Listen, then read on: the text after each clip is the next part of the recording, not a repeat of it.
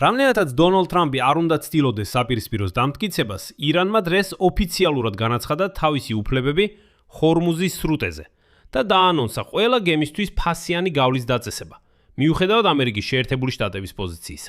მოლაპარაკებები ჯგუფების ზურგს უკან ომანი და ირანი ფარულად შეთანხმდნენ და ახლა ამ გეგმას აქტიურად აწინაურებენ, რომელიც შეიძლება ძირეულად შეცვალოს ჰორმუზის სრუტის გავლით გემების მოძრაობის წესები. ეხლა ომანიც დაჟინებით მოითხოვს გემებისთვის ფასიან გავლას. და შეგახსენებთ, ჰორმუზის სრუტეს სწორედ ირანი და ომანი იყოფენ ერთმანეთში. მიუხედავად იმისა, რომ ოფიციალურად საუბარია ნებაყოფლობით შენატანებზე, თეირანში არ მალავენ, რომ მათ სავალდებულო გადასახადად განიხილავენ. დონალდ ტრამპმა დღეს დაიქვეხნა წარმატებული მოლაპარაკებებით ირანთან, მაშინ როცა თავად ირანმა აშშ-ს ახალი მოთხოვნები წაუყენა საბოლოო სამშვიდობო შეთანხმების ხელმოსაწერად. მას შემდეგ, რაც შეერთებულმა შტატებმა და ირანმა შეთანხმდნენ, რომ შეწყვეტდნენ ურთიერთდარტყმებს და ყატარში არმუზის სრუტეში საზღვაო საკითხებზე კონსულტაციებს ჩაატარებდნენ, სიტუაცია კვლავ გართულდა თეირანის პოზიციის გამო. ირანმა განაცხადა, რომ არ აპირებს მოლაპარაკებებს შეერთებული შტატების მაღალი რანგის წარმომადგენლებთან, მაგრამ ვაშინგტონისთვის პრობლემა ისაა, რომ სანამ ტრამპი წარმატებებით იკვეხნიდა, მის ზურგს უკან უკვე შეთანხმდნენ. ამ გამოშვებაში ჩვენ ასევე გავაანალიზებთ მონაცემებს არმუზის სრუტეში საზღვაო მოძრაობის შესახებ და ეს მიუთითებს იმაზე, რომ წინა სამხედრო დომემდე ჯერ კიდევ ძალიან შორია. ამასობაში შეერთებული შტატების ვიცე-პრეზიდენტმა ჯეი ვენსმა განაცხადა, რომ ამერიკას ჯერ კიდევ ბევრი ბარათი და კოზირი აქვს სახელოში, რომლებიც მზად არიან გამოიყენონ ირანის წინააღმდეგ. მაგრამ აშშ-ში ასევე მზად არის დათანხმდეს ომის შუალედურ წარმატებასაც. ამ თუთებში კატარში მიმდინარეობს მოლაპარაკებები აკებები აშშ-სა და ირანს შორის, ამიტომ მოდით განვიხილოთ ბოლო სიახლეები, როგორც ამბობენ პირდაპირ ადგილიდან. ამასობაში უკრაინაში კვლავ დაბრუნდა პოლიტიკური ბრძოლა. პრეზიდენტმა ზელენსკიმ სპეციალურად გამოიძახა პრეზიდენტის ოფისში უკრაინის შეიარაღებული ძალების ყოფილი მთავარსარდალი ვალერი ზალუჟნი, რათა მოეთხოვა მისთვის უარი ეთქვა საპრეზიდენტო ამბიციებზე და არ წამოეყენებინა თავისი კანდიდატურა მომავალ არჩევნებზე, რომლებიც მისი აზრით შესაძლოა უკვე შემოდგომაზე ჩატარდეს. საქმე იმაშია, რომ ბოლო სოციოლოგიურმა კვლევამ აჩვენა, რომ ზელენსკი დიდი ალბათობით წააგებს ზალუჟნისთან. ჩემი სახელია ალექსეი პიჩი და მოდით ერთად განვიხილოთ ეს თემები. მაგრამ სანამ დავიწყებთ, გთხოვთ გამოიწეროთ არხი და ლაიქოთ და დაწეროთ ნებისმიერი თქვენი კომენტარი ამ გამოშვებას ქვემოთ. ასევე გამოიწერეთ ჩემი ტელეგრამ არხი პიჩი ნიუსი. ბმული არხზე მოცემულია ამ ვიდეოს აღწერაში. იქ ჩვენ ვაქვეყნებთ ოპერატიულ სიახლეებს, როგორც კი ისინი შემოდის. მოდით დავიწყოთ, რა თქმა უნდა, ირანის თემით. აშშ-ის პრეზიდენტმა დონალდ ტრამპმა ირანთან მოლაპარაკებების კომენტირებისას განაცხადა, რომ ვაშინგტონი ძალიან კარგად ურთიერთობს თეირანთან. მისი თქმით, ყატარში ბოლოს შეხვედრები ძალიან კარგად წარიმართა. შემდეგ დონალდ ტრამპის ციტატა. ირანის დენუკლეარიზაცია კარგად მიმდინარეობს. მათ ძალიან კარგი შეხვედრები ჰქონდათ, მაგრამ ნახოთ. ამ შეხვედრებთან დაკავშირებით, რა თქმა უნდა, ცოტა უფრო დეტალურად უნდა ვისაუბროთ, იმიტომ რომ ფაქტობრივად ეს შეხვედრები არც ყოფილა. მაგრამ ტრამპისთვის ისინი კარგად წარიმართა. გავიმეორებ, რომ 4 შაბათს აშშ-შ და ირანმა ტექნიკური მოლაპარაკებები გამართეს დოხაში. მხარეები განხილავდნენ გემების მოძრაობას ჰორმუზის სრუტეში და ცეცხლის შეწყვეტის საკითხს. 4 შაბათს დონალდ ტრამპის წარმომადგენლები ჯარედ ქუშნევი და სტივენ ვიტკოვი შეხვდნენ ყატარის პრემიერ-მინისტრს, ანუ მოლაპარაკებების შუამავალს. მიუხედავად იმისა, რომ თავდაპირველად ტრამპი პირდაპირ მოლაპარაკებებს ირანთან აანონსებდა, მაგრამ პირდაპირი მოლაპარაკებები არ შედგა. და სწორედ ირანელების უსურვილობა პირდაპირი მოლაპარაკებების გამართვის ამერიკელ წარმომადგენლებთან მიუთითებს იმაზე, რომ თეირანი ატარებს პარალელურ თამაშს და ასე ვთქვათ, პარალელურ დიპლომატიურ გზას. გახსენებთ, რომ ირანმა სამშაბათს განაცხადა, რომ არ აპირებს შეხვედრებს შეერთებული შტატების მაღალი რანგის წარმომადგენლებთან, რომლებიც კატარში ჩავიდნენ. ესენი არიან ვიტკოვი და კუშნერი. თეირანის ასეთი პოზიცია ართულებს ქვეყნებს შორის გრძელვადიანი სამშვიდობო შეთანხმების პერსპექტივებს. და აი ირანის ოფიციალურმა პირებმა განაცხადეს, რომ უფრო რთული საკითხების, კერძოდ ბირთვული პროგრამის შესაძლო შეზღუდვების განხილვამდე მხარეებმა უნდა მოაგვარონ ყველა პირობა ცეცხლის შეწყვეტის რეჟიმისა, რომელიც 2 კვირის წინ შეთანხმდა. ეს არის სანქციების მოხსნა, ბლოკადის გაუქმება, ირანის აქტივების განბლოკვა და ასე შემდეგ. ეს განცხადებები მიუთითებს იმაზე, რომ ვაშინგტონი და თეირანი კვლავ შორს არიან კომპრომისის მიღწევიდან ძირითად საკითხებზე. თუნდაც წინასწარი ჩარჩო შეთანხმების დონეზე. ის ითვალისწინებს, რომ ირანმა უნდა უარი თქვას ჰორმუზის სრუტის ბლოკირებაზე, ფინანსური სტიმულების საანცროდ. ამის შემდეგ მხარეებს ექნებათ 60 დღე მუდმივი სამშვიდობო შეთანხმების გაფორმების შესახებ მოლაპარაკებებისთვის. ასე რომ ამ 60 დღიდან 2 კვირა უკვე გავიდა. აშშ-ის პრეზიდენტის დონალდ ტრამპის სიძე ჯარედ კუშნერი და სპეციალური წარმომადგენელი სტივენ უიტკოი ჩამოვიდნენ დოხაში მოლაპარაკებებისთვის, რომელსაც თეთრმა სახმა მაღალი დონის შეხვედრები უწოდა. ამავე დროს ირანისა და კატარის ხელისუფლებებმა განაცხადეს, რომ ამერიკელი წარმომადგენლები კონტაქტს დაამყარებენ მხოლოდ შუამავლების მეშვეობით და არა პირდაპირ ირანის მხარესთან. და ამ შეხვედრებს მაღალი დონის შეხვედრებად მოხსენიება არასწორი. და სწორედ აქ იწყება ყველაზე საინტერესო. ირანმა უკვე განაცხადა ჰორმუზის სრუტეზე კონტროლის შესახებ. ჰორმუზის სრუტეში გემების მოძრაობა ომის შემდეგ ნაწილობრივ აღდგა და ბოლო პერიოდში. თუმცა ირანის ოფიციალური პირები ამტკიცებენ, რომ გემების მოძრაობაზე კონტროლი ომანთან ერთად განხორციელდება, რომელიც სტრატეგიული სრუტის მეორე ნაპირზე მდებარეობს. გარდა ამისა, თეირანში განაცხადეს, რომ აგვისტოს შუა რიცხვებიდან გემების სრუტეში გავლაზე გადასახადის დაწესებას მაინც აპირებენ 60 დღიანი მოლაპარაკებების პერიოდის დასრულების შემდეგ. და ფაქტობრივად, თუ გადავხედავთ ურთიერთგაგების მემორანდუმს, თეირანს ამის სრული უფლება აქვს. და დონალდ ტრამპმა ამაზე ხელი მოაწერა. და აქ მოვიყვან ციტატას მთავარი ირანელი მომლაპარაკებლის მოჰამად ბაგერ ღალიბაფის. ჰორმუზის სრუტეზე სუვერენიტეტი ეკუთვნის ირანს და ომანს, ხოლო სრუტეში ტრანსპორტის მოძრაობას არეგულირებს ირანის მიერ განსაზღვრული შეთანხმებები. და აი მიუხედავად ამ გაურკვევლობისა, ნავთობის ფასები მაინც შემცირდა შაბათ-კვირის მოვლენების შემდეგ, როდესაც აშშ-ში ირანის სამხედრო ობიექტებზე დარტყმები განახორციელა უპილოტო აპარატების მიერ კომერციულ გემებზე თავდასხმების პასუხად. და ირანმა ასევე შეუტია ამერიკულ სამხედრო ბაზებს ქუეითში და ბაჰრეინში. ამავე დროს გაეროს ვაჭრობისა და განვითარების კონფერენციამ გააფრთხილა, რომ ენერგეტიკული ბაზრების სტაბილიზაციის შემდეგაც კი ყველაზე მოწყვლადი ეკონომიკები შეიძლება კვლავ ძლიერ დაზარალდნენ საკვების და საწვავის ფასების ზრდისგან. როგორც ჩანს, ყველაფერი ასე სწრაფად არ აღდგება. ამას ძალიან ბევრი დრო დასჭირდება. ომმა უკვე დააჩქარა გლობალური ინფლაცია. ამის შესახებ განაცხადეს კონფერენციაზე. ასევე გაიზარდა პოლიტიკური ზეწოლა დონალდ ტრამპზე. ნოემბერში აშშ-ის კონგრესის შუალედური არჩევნების წინ, რომლის შედეგებზე იქნება დამოკიდებული საკანონმდებლო ორგანოზე კონტროლი. თავად ტრამპმა და აშშ-ის ფინანსთა მინისტრმა სკოტ ბესენტმა მოუწოდეს ამერიკის შიგნით საწვავის გამყიდველებს, რომ მაინც შეამცირონ ბენზინის ფასები. მათ განაცხადეს, რომ ნავთობის ფასები უკვე დაეცა. ასე რომ თქვენც უნდა შეამციროთ ბენზინის ფასები. თუმცა ძალიან უცნაურია, როცა ფინანსთა მინისტრი ასეთ მოწოდებებს აკეთებს, რადგან მან ხომ შვენივრად იცის, რომ იგივე ბენზინგასამართი სადგურების ქსელები ეხლა ისინი ხიდიან იმ ბენზინს, რომელიც იმ პერიოდში იყო შეძენილი, როცა ნავთობის ფასები ბევრად უფრო მაღალი იყო. და სანამ ამ ფასებამდე მივლენ, რომლებიც ახლა, ამას კიდევ გარკვეული დრო დასჭირდება. და დროებითი შეთანხმება აშშ-სა და ირანს შორის ასევე ითვალისწინებს საბრძოლო მოქმედებების შეწყვეტას ისრაელსა და ირანის მიერ მხარდაჭერილ ჰიზბოლას ჯგუფს შორის ლიბანში. თუმცა, როგორც მე მახსოვს, ლიბანის პარლამენტის სპიკერმა ნაბიჰ ბერიმ, რომელიც ჰიზბოლას მოკავშირეა, ეჭვი გამოთქვა აშშ-ს შუამავლობით ლიბანსა და ისრაელს შორის მიღწეული ცალკეული ჩარჩო შეთანხმების მიმართ. ეს იყო გასულ კვირას. ანალიტიკოსები აღნიშნავენ, რომ ასეთი შეთანხმება შეიძლება მხოლოდ გაამყაროს არსებული დაპირისპირება, რადგან ისრაელის ჯარების სამხრეთ ლიბანიდან გაყვანა პირდაპირ არის დაკავშირებული ჰიზბოლას განიარაღებასთან. მაგრამ ამ ეტაპზე მოლაპარაკებების მთავარი დაბრკოლება არის ჰორმუზის სრუტე. არის რაღაც, რაზეც დონალდ ტრამპი ჯერჯერობით საჯაროდ საუბარს არ ჩქარობს, თუმცა ეს ძალიან კარგად იცის. და ეს უბრალოდ ასე არ არის. ცოტა ადრე თქვი, რომ ირანი თავის პარალელურ თამაშს თამაშობს. მაშინ როცა ტრამპი ყველას არწმუნებს, რომ საქმეები მშვენივრად მისდის, რომ თეირანთან ძალიან კარგად უგებს, ხოლო თეირანი თავის თამაშს თამაშობს.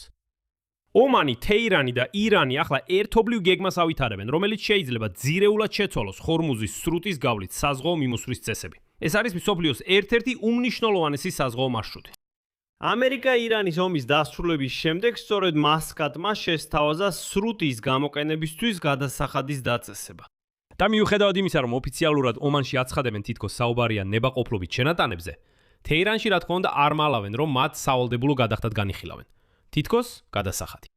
ნებაყოფლობითია, მაგრამ თუ არ გადაიხდით, უბრალოდ სრუტეს ვერ გაივლით. ასე რომ, თითქოს არავინ არაფერს ითხოვს, ყველაფერი ნებაყოფლობითია. ეხლა აგიხსნით, როგორ იმუშავებს ეს სქემა. როგორც დღეს გახდა ცნობილი, ომანმა უკვე ოფიციალური წინადადება გადასცა შეერთებულ შტატებსა და სხვა დასავლელ მოკავშირეებს ჰორმუზის სრუტის გამოყენების ახალი მექანიზმის შესახებ. დოკუმენტის მიხედვით საზღვაო კომპანიებს მოუწევთ შეიტანოს შენატანები ამ სრუტეში საზღვაო უსაფრთხოების უზრუნველსაყოფად. ომანის მხარე ამტკიცებს, რომ ეს გადახდები ნებაყოფრობითია და არ წარმოადგენს კლასიკურ გადასახადს ან ტრანზიტის მოსაკრებელს. გთავაზობენ მაგალითად მალაკის და სინგაპურის სრუტეების მოდელს, სადაც უკვე მრავალი წელია მოქმედებს სპეციალური ფონდი, რომელშიც მთავრობები და კერძო კომპანიები ნებაყოფრობით რიცხავენ გარკვეულ თანხებს ამ სრუტეში საზღვაო უსაფრთხოების მხარდასაჭერად. თუმცა ირანის მხარე შეთანხმებებს სხვაგვარად განმარტავს. და ირანის ერთ-ერთმა მაღალჩინოსანმა განაცხადა, რომ გადახდები სავალდებულო უნდა იყოს. და შემდეგ უბრალოდ თანაბრად გაიყოფა ირანსა და ომანს შორის. ამბობს, ეს ჩვენი საერთო სრუტეა. ჩვენ შევაგროვეთ ფულს და ორად 40-40-ზე გავიყოფთ. ნიშნავენია გვახსოვდეს, რომ აშშ-სა და ირანს შორის ომამდე ჰორმუზის სრუტე ღია იყო. რაც მნიშვნელოვანია საერთაშორისო საზღვაო მარშრუტისთვის, რომელსაც გემები სრულიად უფასოდ იყენებდნენ. ასე იყო მრავალი ათწლეულის განმავლობაში და აღმოჩნდა, რომ იქ საკმაოდ უსაფრთხო იყო. მაგრამ ეს იყო მანამდე, სანამ დონალდ ტრამპმა გადაწყვიტა ირანზე თავდასხმა. თუმცა საბრძოლო მოქმედებების დროს ირანმა ფაქტობრივად დაამყარა კონტროლი სრუტეზე და გემების მოძრაობა დაბლოკა. ამან გამოიწვია ნავთობის მსოფლიო ფასების მკვეთრი ზრდა, რომლებიც, როგორც გახსოვთ, $100 გადააჭარბა ბარელზე. საწვავის ღირებულებაც გაიზარდა მსოფლიოს ბევრ ქვეყანაში. ომის დასრულების შემდეგ თეირანი არაერთხელ აცხადებდა, რომ სრუტეზე კონტროლის გამოყენებას ეკონომიკური ბერკეტად აპირებდა. ირანის საგარეო საქმეთა მინისტრმა აბას არაქჩიმ უკვე განაცხადა, რომ ჰორმუზის სრუტე აღარასდროს დაუბრუნდება ომამდელ სტატუსს, როდესაც გემებისთვის გავლა სრულიად უფასო იყო. როგორც ამბობენ, დრო იყო, მერე მოვიდა ტრამპი. თუმცა ვაშინგტონი კატეგორიულად არ უჭერს მხარს ჰორმუზის სრუტის გავლაზე ნებისმიერი სახის მონეტიზაციის მცდელობას, მაგრამ წინასწარ გეტყვით, შეიძლება ისე მოხდეს, რომ ვაშინგტონის აზრს ყურადღება არ მიარჩიონ. აშშ-ში სახელმწიფო მდივანმა მარკო რუბიომ განაცხადა, რომ შეერთებული შტატები ეწინააღმდეგება ნებისმიერ გადახდას, არ აქვს მნიშვნელობა მას ტარიფს, მოსაკრებელს თუ ნებაყოფრობით შენატანს დაარქმენ. მათ თქმით, ჩვენთვის მნიშვნელობა არ აქვს რას დაარქმეთ, მაგრამ სრუტეზე გავლა უნდა იყოს უფასო. მანამდე აშშ-ის პრეზიდენტმა დონალდ ტრამპმაც მიუღებლად მიიჩნია იდეა, რომ არმუზის სრუტეში გემების გავლაზე გადასახადი დაწესდეს. კიდევ გაზაფხულზე მან ომანს სამხედრო შედეგებითაც კი დაემუქრა. თუ ქვეყანა ასეთ ინიციატივებს დაუჯერდა მხარს. ამის მიუხედავად, ამერიკელი მოლაპარაკეები კვლავ აგრძელებენ კონსულტაციებს მასკატთან და იმედოვნებენ, რომ კომპრომისს მიაღწევენ. ანუ უკვე აღარ უარყოფენ, უკვე ამბობენ, რომ ეს ეხლა მხოლოდ ირანის სურვილი აღარ არის. ომანიც ამას ითხოვს, ამიტომ მოდით ცადოთ შეთანხმება. მოდით ასე, თუ შემთხვევით ვერ გაიგეთ, მე კიდევ ერთხელ გავიმეორებ ამ აზრს. ირანმა ახლა მასკატთან შეთანხმებას მიაღწია და ომანს გადააბარა მთელი ეს ბინძური საქმე. თითქოს ეს ხო უკვე აღარ არიან ისინი, ვინც ასე აქტიურად ავითარებენ ამ იდეას. ეხლა ეს ომანის იდეა. ამიტომ უნდა შევთანხმდეთ. და აი ომანის საგარეო საქმეთა მინისტრი ბადარ ალ-ბულბეკი ხაზგასმით აღნიშნავს, რომ ქვეყანა არ სთავაზობს ტრანზიტისთვის გადასახადის დაწესებას, რადგან ეს საერთაშორისო სამართალს ეწინააღმდეგება. ანუ ომანელები ამბობენ, მოусმინეთ, არანაირი სავალდებულო გადახდები. მისივე კი და ამის ნაცვლად საუბარია იმაზე, რომ დაფინანსდეს საზღვაო უსაფრთხოების უზრუნველყოფის, ავარიების ლიკვიდაციისა და გარემოს დაცვის მომსახურება. არ გავიმეორებ, რომ ომამდე ყველაფერი მუშაობდა, ყველაფერი ნორმალურად იყო, ეხლა კი როგორც ჩანს ამ ყველაფრისთვის ფული არის საჭირო. ალბუსაიდი მავლიჩნა, რომ სრუტის უსაფრთხო მდგომარეობაში შენარჩუნებას მნიშვნელოვანი ხარჯები სჭირდება. მაგრამ მთელი ხრიკი იმაშია, რომ არმუზის სრუტეში ერთადერთი საფრთხე ირანია. და სწორედ ირანი ომანთან ერთად შეაგროვებს ფულს იმისთვის, რომ გემები ირანული საფრთხისგან დაიცვას. აბსურდია? რა თქმა უნდა. მაგრამ სწორედ ასეთ სქემას წინ წევს ორივე ქვეყანა ახლა. ევროპელი დიპლომატები აღიარებენ, რომ მათ არ მოსწონთ ახალი გადახდების იდეა. თუმცა ახლა მთავარი ამოცანაა, რომ შესაძლო მექანიზმი იყოს ისეთი, რომელიც საერთაშორისო სამართალს არ ეწინააღმდეგება. საერთაშორისო საზღვაო ორგანიზაციის გენერალურმა მდივანმა არსენიო დომინგესმა დღეს განაცხადა, რომ ნებისმიერი სავალდებულო გადასახადი არალეგალური იქნებოდა. ამავე დროს მან დაუშვა ნებაყოფლობითი ფონდის შექმნა, თუ ის იმუშავებს მალაკის სრუტის ანალოგიით. ანუ ევროპაში ზოგადად არ არიან წინააღმდეგი არმუზის სრუტეში გემების გავლისთვის საფასურის დაწესების. უბრალოდ იქ ეძებენ ვარიანტებს, როგორ დაარქვან ამას, ისე რომ არ გამოჩნდეს თითქოს ეს უბრალოდ ფულის გამოძალვა. და თუ მოიფიქრებენ როგორ, ხოლო ისინი უკვე მოიფიქრეს, მაშინ დიდი ალბათობით ამერიკელები ამას ვერ შეეწინააღმდეგებიან. და სწორედ ამ კონტექსტში საუდის არაბეთის საგარეო საქმეთა მინისტრმა, პრინცმა ფეისალ ბინ ფარხანმა ამ სიტუაციას უბრალოდ გენიალური ვერდიქტი მისცა. შემდეგ მოხვება მისი ციტატა. რატომ უნდა დავთანხმდეთ ახალ წესს? ჰორმუზის სრუტეში მხოლოდ იმიტომ, რომ ომი მოხდა. მაგრამ დონალდ ტრამპს ამ კითხვაზე პასუხი არ აქვს. ეხლა კი ყველაზე მთავარი, მასკატში უკვე პირდაპირ განაცხადეს, რომ სანამ ტრამპის ელჩები, ვიტკოვი და კუშნერი იქ ყატარში თავიანთ მოლაპარაკებებს მართავენ, უახლოეს დღეებში ირანი და ომანი გეგმავენ ოფიციალური მოლაპარაკებების დაწყებას ჰორმუზის სრუტეში, საზღვაო მიმოსვლის რეჟიმის მომავალთან დაკავშირებით.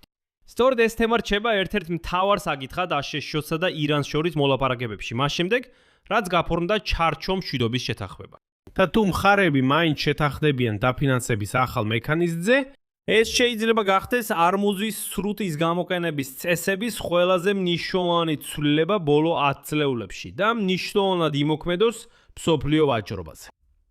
რადგან სწორედ ამ მარშრუტით გადის გლობალური ნავთობის ექსპორტის დაახლოებით 20% და მნიშვნელოვანი რაოდენობის გათხევადებული ბუნებრივი აირი. სხვათა შორის, მარინ ტრაფიკის მონაცემებით არმუზის სრუტეში გემების მოძრაობა თანდათან იზრდება. გუშინ დაფიქსირდა 34 გადაკვეთა, თუმცა ეს ჯერ კიდევ შორსაა ომამდელი საშუალო მაჩვენებლისგან, რომელიც დაახლოებით 100 ყოველდღიურ გადაკვეთას შეადგენდა. გემების ნაკადის ზრდის მიუხედავად უსაფრთხოების პრობლემები კვლავ რჩება, რისგანაც სხვათა შორის ომანი და ირანი თითქოს დააზღვევენ. გამოცხადდა უკაცრავად.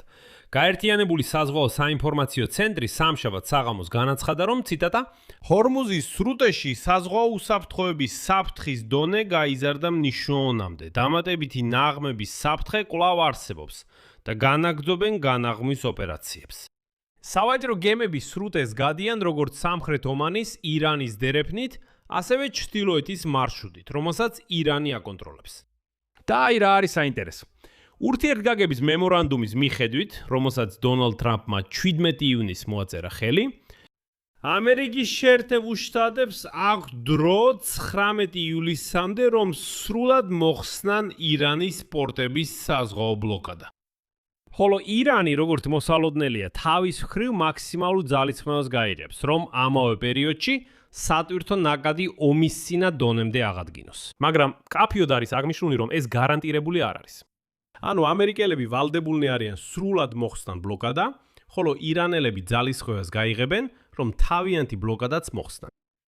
და აი ტანკერების მონიტორინგის ანალიტიკური კომპანიის Tanker Trackers-ის ანალიზის მიხედვით, მას შემდეგ რაც აშშ-მ ოფიციალურად მოხსნა ბლოკადა 2 კვირის წინ, ირანმა უკვე ექსპორტზე გაიტანა დაახლოებით 50 მილიონი ბარელი ნედლი ნავთობის.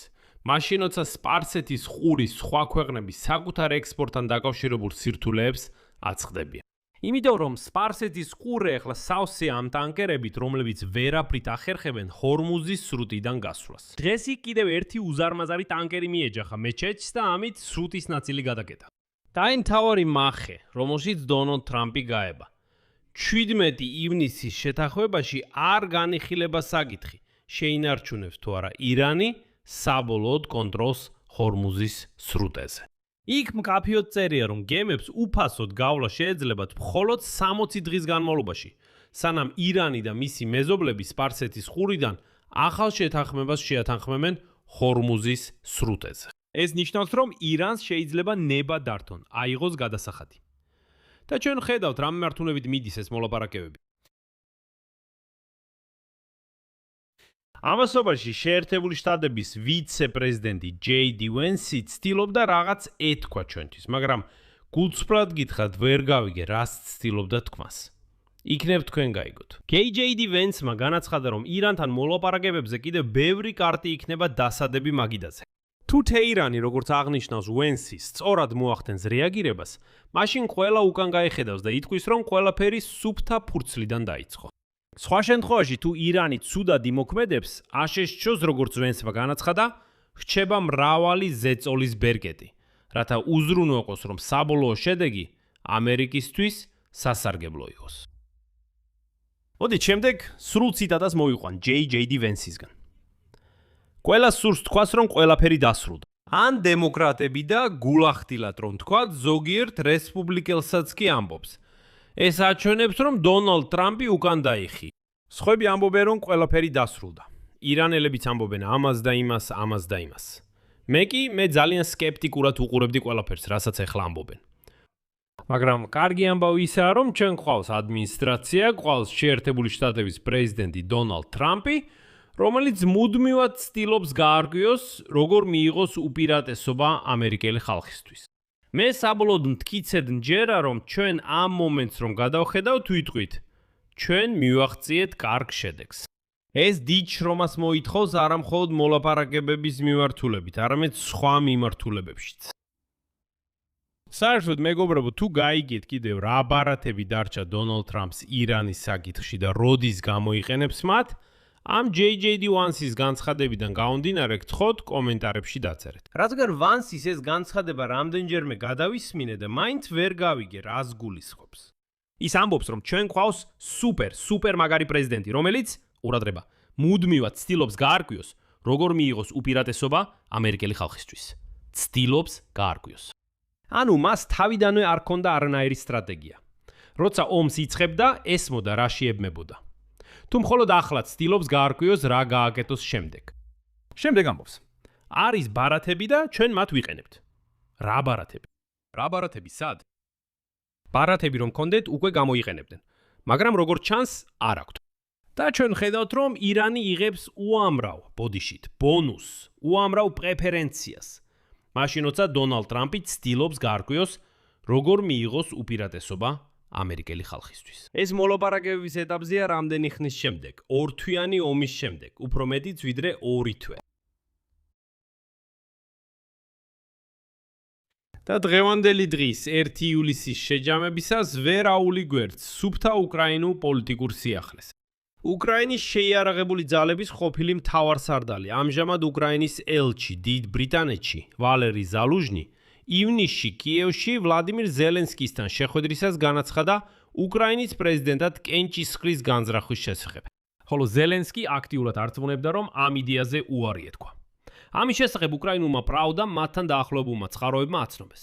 უკრაინული პრავდის წყაროების თქმით, ზელენსკიმ ზალუჟნის უთხრა, რომ ფრონტზე სიტუაცია ხელსაყრელად ვითარდება, ხოლო საზოგადოება საკმაოდ კონსოლიდირებულია, რაც ქმნის შესაძლებლობის ფანჯარას არჩევნების უკვე ამ შემოდგომაზე ჩატარებისთვის. ამასთან პრეზიდენტმა ზელენსკიმ ხაზგასმით აღნიშნა, რომ მთავარი ამოცანაა შიდა განხეთქილების არ დაშვება, რომელიც მისი აზრით შეიძლება წარმოიშვა ყოფილი მთავარსარდლის ზალუჟნისთან დაპირისპირების შემთხვევაში. თითქოს უკრაინელებს ხავდეთ მხოლოდ ერთი ძლიერი კანდიდატი, ვლადიმირ ზელენსკი. და კიდევ რამდენიმე ტექნიკური კანდიდატი თვალის ასახვევად და ამ არჩევნებისთვის ლეგიტიმურობის მისანიჭებლად. და აი როგორც უკრაინული პრავდის წყაროები ამტკიცებენ, ზელენსკიმ პირდაპირ ჰკითხა ზალუჟნის, იღრის თუ არა ის კენჭს პრეზიდენტად. და მან უპასუხა, ციტატა: "დიახ, ვაპირებ." გენერალმა ზალუჟნიმ დაამატა, რომ პოლიტიკურ კარიერას არ ესწრაფრის, მაგრამ ვერ უგულებელყოფს უკრაინელებს, რომლებიც მასზე ამყარებენ იმედებს. და სწორედ აქ დაიწყო ყველაზე საინტერესო. ზალუჟნიზე ზეწოლა დაიწყეს. ზელენსკისთან შეხვედრის შემდეგ ზალუჟნის შეხვდნენ უკრაინის ეროვნული უსაფრთხოებისა და თავდაცვის საბჭოს მდივანი რუსტემ უმეროვი და საპარლამენტო ფრაქცია ხალხის მსახურის ხელმძღვანელი დავით არახამია. წყაროების ინფორმაციით, მათ ასევე სცადეს დაერწმუნებინათ ზალუჟნი, რომ უარი ეთქვა არჩევნებში მონაწილეობაზე. აფრთხილებდნენ რა საზოგადოებაში განხეთქილების რისკზე, ზედმეტად კონფლიქტური საარჩევნო კამპანიის გამო. თუმცა ზალუჟნიმ თავისი პოზიცია არ შეცვალა და გამომშვიდობებისას მათ კიდევ ერთხელ სთხოვეს. ძალიან კარგად აფიქრა. და აი უკრაინული პრავდის წყაროების ინფორმაციით, თუ ზალუჟნი უარს იტყოდა საპრეზიდენტო არჩევნებში მონაწილეობაზე, ზელენსკი მას ნებისმიერ სახელმწიფო თანამდებობასაც კი შესთავაზებდა, მათ შორის პრემიერ-მინისტრის პოსტს. ის ამბობს, საერთოდ ნებისმიერ თანამდებობას აიღე, უბრალოდ უარი თქვი არჩევნებს. მაგრამ ზალუჟნიმ ამ იდეაზე უარი არ თქვა.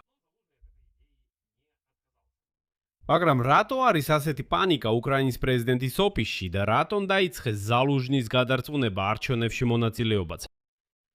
საქმე იმაშია, რომ კიევის საერთაშორისო სოციოლოგიური ინსტიტუტის მიერ მაის-ივნისში ჩატარებული სოციოლოგიური გამოკითხვის მიხედვით, ზალუჟნის ენდობა 73% უკრაინელების წმინდა რიცხვია, რა? ხოლო ზელენსკის მხოლოდ 61%, მაგრამ ეს მხოლოდ დასაწყისია. ამავე დროს უკრაინსკა პრავდა ავრცელებს დახურული სოციოლოგიური გამოკითხვის მონაცემებს, რომელიც ერთ-ერთმა უკრაინულმა სოციოლოგიურმა კომპანიამ პრეზიდენტის ოფისის დაკვეთით ჩაატარა. შედეგების მიხედვით პირველ ტურში თუ არჩევნები მომავალ კვირას ჩატარდებოდა, ზელენსკისთვის მზად არიან მისცენ ხმა დაახლოებით 33% იმ უკრაინელებისა, რომლებმაც უკვე გადაწყვიტეს ვის მისცემენ ხმას. მეორე ადგილზე არჩევნების შემთხვევაში იქნებოდა ზალუჟნი, მას აქვს 22% ხმა, ხოლო მესამე ადგილზეა ყოფილი ხელმძღვანელი. თავდაცვის სამინისტროს მთავარი სადაზვერვო სამმართველოს ყოფილი ხელმძღვანელი და პრეზიდენტის ოფისის მოქმედი ხელმძღვანელი კირილ ბუდანოვი 14%-ით. თუმცა პრეზიდენტის არჩევნების მეორე ტურში, როგორც გამოგითხო აჩვენებს, ზელენსკის პრობლემები დაეწყებოდა. ზალუჟნისთან წყვილში მოქმედი პრეზიდენტი ზელენსკი წააგებდა, მოიპოვებდა 32%-ს, მაშინ როცა გენერალი მიიღებდა 37%-ს. თუ მეორე ტურში ბუდანოვთან გავა, გამოგითხვა აჩვენებს ზელენსკის გამარჯვებას, მაგრამ მხოლოდ სტატისტიკური შეცდომის ფარგლებში. 34% 32%-ის წინააღმდეგ. ანუ რომელი გენერალიც არ უნდა გავიდეს ზელენსკისთან ერთად მეორე ტურში. მოქმედი პრეზიდენტის გამარჯვების გარანტია არ არსებობს. ამასთან აღინიშნება, რომ ბუდანოვი მზად არის უარი თქვას პოლიტიკურ პერსპექტივებზე ზელენსკის სასარგებლოდ, მაგრამ მხოლოდ იმ შემთხვევაში, თუ იგივეს გააკეთებს ზალუჟნიც. ხოლო ზალუჟნი, როგორც ჩანს, ამის გაკეთებას არ აპირებს. აქ წერტილებს დავასვამ, თქვენი აზრი და დასკვნები დაწევეთ კომენტარებში ამ გამოშვების ქვეშ. გამოიწერეთ არხი, დააწკაპუნეთ ზარზე და არ დაგავიწყდეთ მოწონება. თუ გსურთ ამ YouTube არხის მუშაობის მხარდაჭერა, ამის გაკეთება შეგიძლიათ ნებისმიერი დონატით ამ ვიდეოს აღწერაში მოცემული ბულებისა და რეკვიზიტების საშუალებით. იქ ასე წერია: არხის მხარდაჭერა ალექსეი პეჩი. აირჩიეთ თქვენთვის მოსახერხებელი ნებისმიერი გზა, მადლიერი ვიქნები თქვენი ნებისმიერი მხარდაჭერისთვის. ეს ყველაფერი იყო, იზრუნეთ საკუთარ თავზე, ყველას მშვიდობით.